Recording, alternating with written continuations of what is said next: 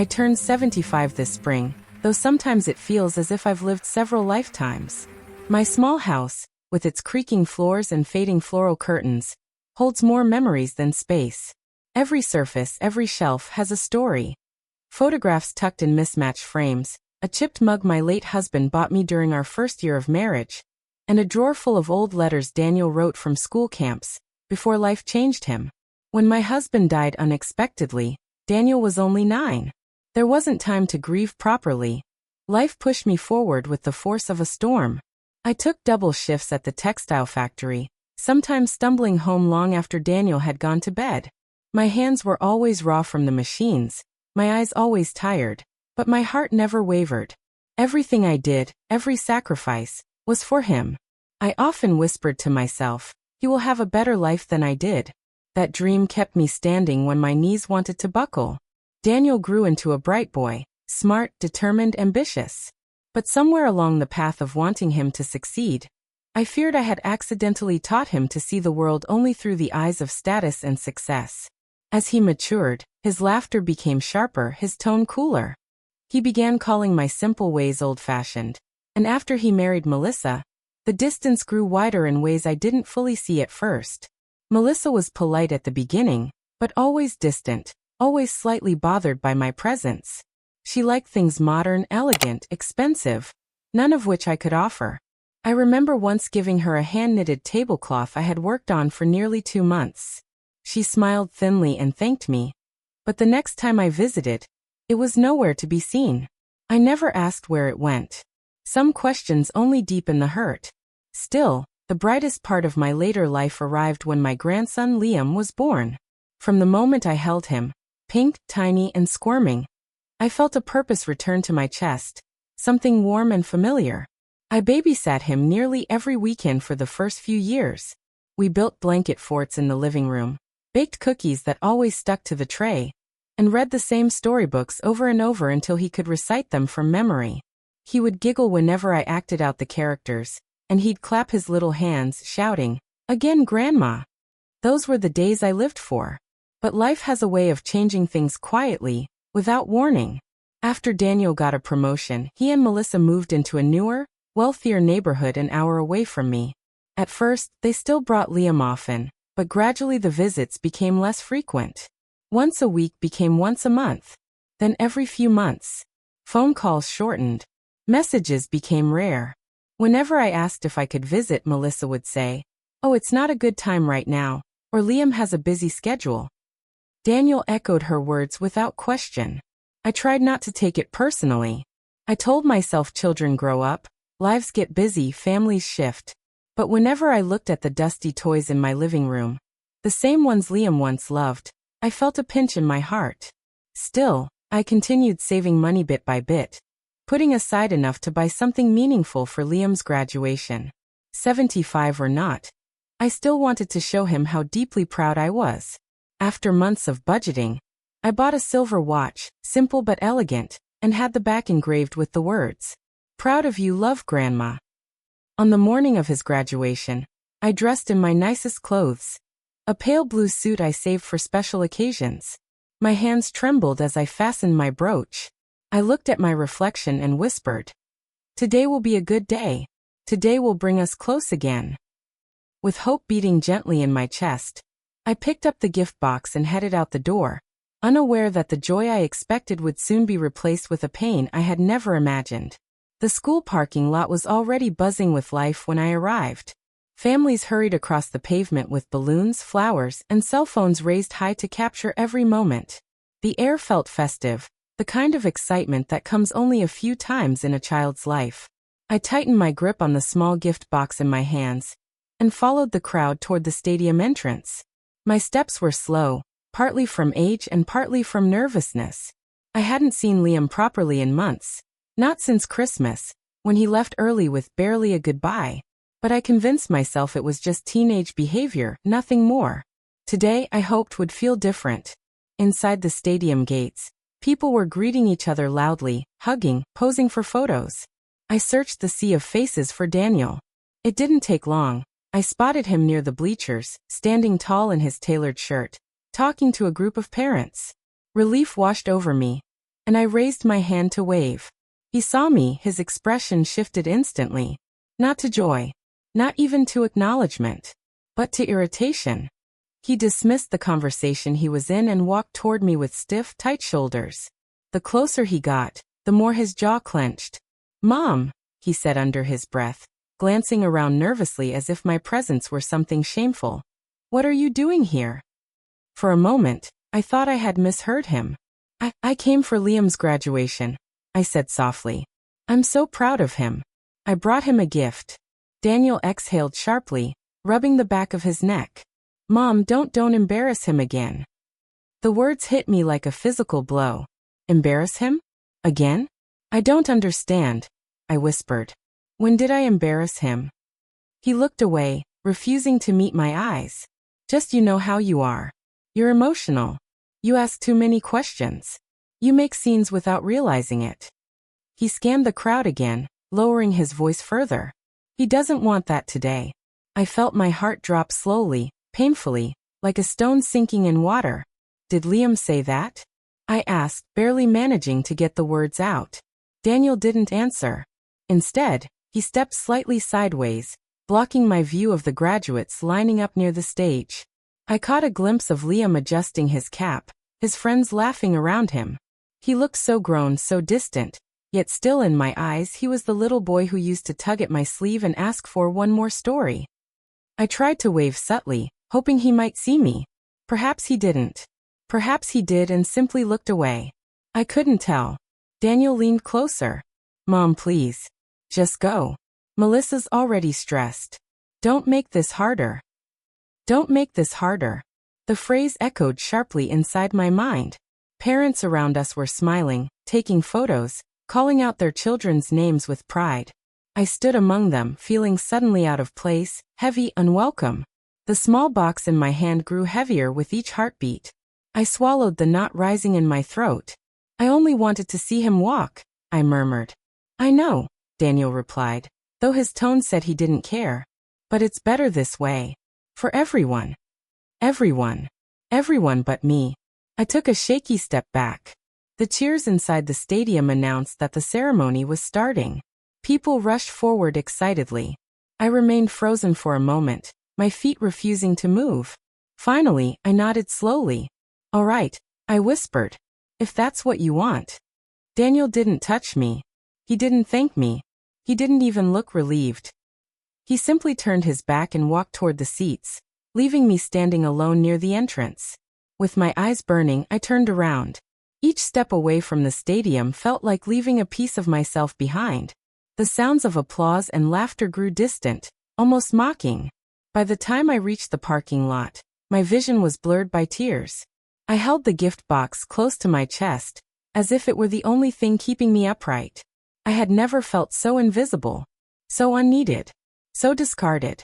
And though I didn't know it yet, this moment, this cruel dismissal, was the beginning of the change I never saw coming. The house was unbearably quiet when I returned. Not the peaceful kind of quiet, but the kind that presses against your ears and settles heavy in your chest. I closed the door slowly, the click echoing through the empty rooms like a reminder that no one was here to welcome me home. No one was here to ask how the ceremony went. I placed the little gift box on the coffee table. My hands trembled as I let go of it. For a long moment, I simply stared at it, its smooth edges, the silver ribbon I tied with so much hope. That box had once represented pride, joy, love. Now it felt like an accusation. I sat down on the old couch that had cushioned so many memories, reading tales with Liam tucked against my side, watching him fall asleep with crumbs from our cookies still on his cheeks. But now the couch felt different. As if even it knew I had been dismissed, diminished. The first tear came quietly. Then another. Soon a storm of them poured out. Years of swallowed hurt breaking the dam I had built over time. I cried for today. I cried for every unanswered call. I cried for every birthday celebration I wasn't invited to. I cried for every time Daniel or Melissa acted like I was an inconvenience instead of the woman who had raised him from nothing. Embarrass him again? I whispered into the empty room. When did loving my grandson become embarrassing? My voice cracked. The silence did not answer. I leaned forward and let my face fall into my hands. Memories flooded me. Memories I had tucked away neatly, refusing to examine them too closely. Melissa's irritated sighs when I asked to take Liam for the weekend. Daniel's excuses about busy schedules whenever I tried to visit. The time I brought Liam a handmade sweater and Melissa said it was too outdated before tucking it somewhere I never saw again. Every memory held a small cut. Today turned them all into open wounds. Eventually my tears slowed. I reached for the gift box again and held it gently in my lap. Despite everything, I opened it. The watch shimmered under the living room light, simple but beautiful. I flipped it over and traced the engraving with my fingertip. "Proud of you, love, Grandma." My throat tightened. "I still am," I whispered, though no one could hear me. After a while, needing fresh air, I stepped outside to check the mailbox. My legs felt heavy, as if each step required its own willpower. When I opened the mailbox, among the bills and advertisements, a white envelope caught my eye. From my lawyer. I frowned. I had almost forgotten I'd begun updating my will months ago. I hadn't finished the process because part of me still believed Daniel would eventually soften, would remember the mother who sacrificed so much for him. I kept telling myself family bonds were unbreakable, that the distance was temporary. But standing there with that envelope in my hand, something shifted inside me, quiet but powerful. A ripple of clarity, a slow awakening. I walked back inside and sank into my chair, tearing the envelope open. Inside was a reminder to complete the estate update. A few forms. A note suggesting final decisions be made soon. I stared at the papers. Not with confusion, but with realization. Daniel had taken my love for granted for years. My kindness. My silence. He assumed everything I had. My house, my savings, my belongings, would eventually fall into his hands simply because he was my son. But what had he given me in return? Obligations. Limits. Distance. Shame. I folded the papers neatly. For the first time in a long time, I took a deep, steady breath. No more. I whispered into the quiet house. No more being pushed aside. That night, I made a list. People who had shown me genuine kindness. My neighbor Mrs. Allen, who checked on me every week. My church group, who sent meals when I was ill last winter. And of course Liam, if he chose to remember the grandmother who loved him fiercely. The pain I felt at the stadium hadn't vanished, but it had transformed into resolve, into dignity.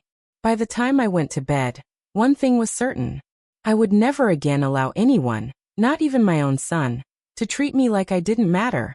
The next week began differently from any other in recent years. Instead of waking up with the weight of loneliness, I woke with purpose. A quiet determination pulsed through me, steady as a heartbeat.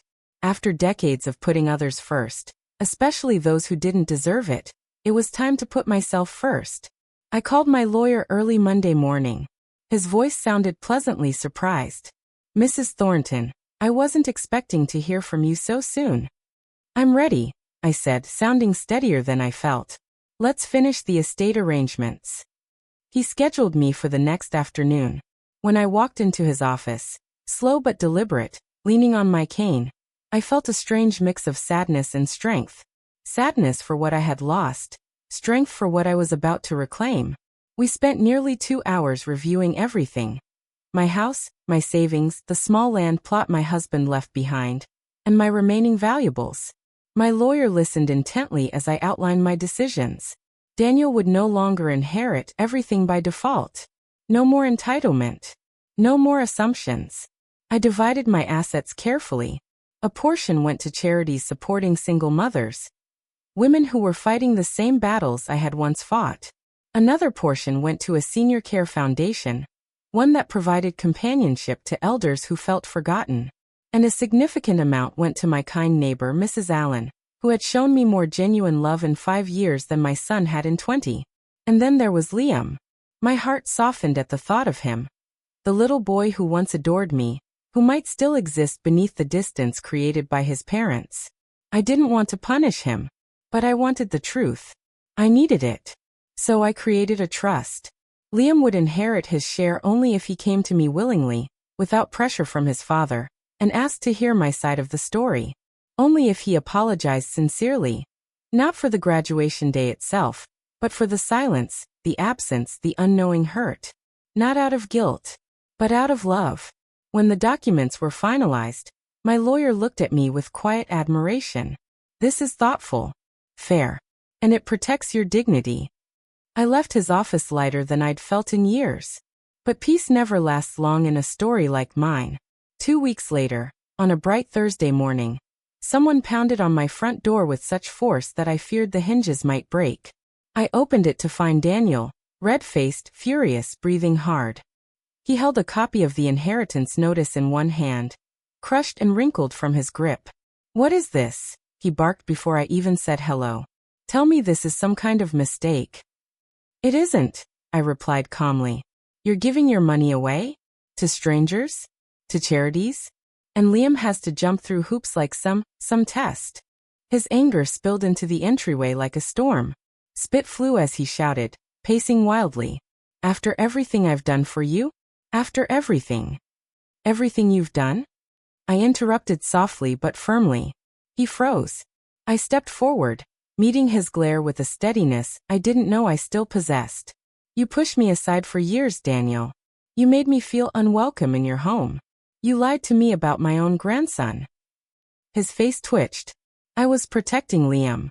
You're enough." My voice cut through his excuses like a knife. "You told me not to embarrass him. But today, I'm choosing not to let you embarrass me anymore." I gently closed the door on my son's stunned, sputtering rage. He didn't knock again. A month passed before I saw Liam. One evening, as the sun dipped behind the houses, I heard a hesitant knock. When I opened the door, there he stood, not the little boy I once cradled, but a young man with guilt written all over his face. "Grandma," he whispered. My heart squeezed. "Hello, sweetheart." He looked down at his shoes, voice trembling. "Dad said you didn't want to come to the graduation. He told me you were tired, that big events were too much for you now." I felt the breath leave my body. "And when I found out," he continued, wiping at his eyes, "I had to come. I had to hear it from you. We sat together on the couch, just like we used to. I told him everything, every detail of that painful day. And Liam cried. Not quietly, but openly, with the rawness only truth can bring. "I'm so sorry, Grandma," he said, hugging me tightly. I reached for the small box on the shelf behind me, the one I couldn't bear to hide away. "This was meant for your graduation." His eyes glistened as I placed the watch in his hands. He turned it over, reading the engraving. His voice cracked. "I don't deserve this." "Yes," I said gently, cupping his cheek. "You do. Love isn't erased by someone else's choices." That night, Liam stayed for dinner. We talked for hours. Laughed even. He promised to come back. Often not out of obligation, but out of love. And he did. As for Daniel, he lost something far more valuable than money. He lost the right to the mother who raised him, and the respect of the son he tried to manipulate. And me? I regained the grandson I thought I had lost forever. My revenge was sweet. Not because it hurt him, but because it healed me.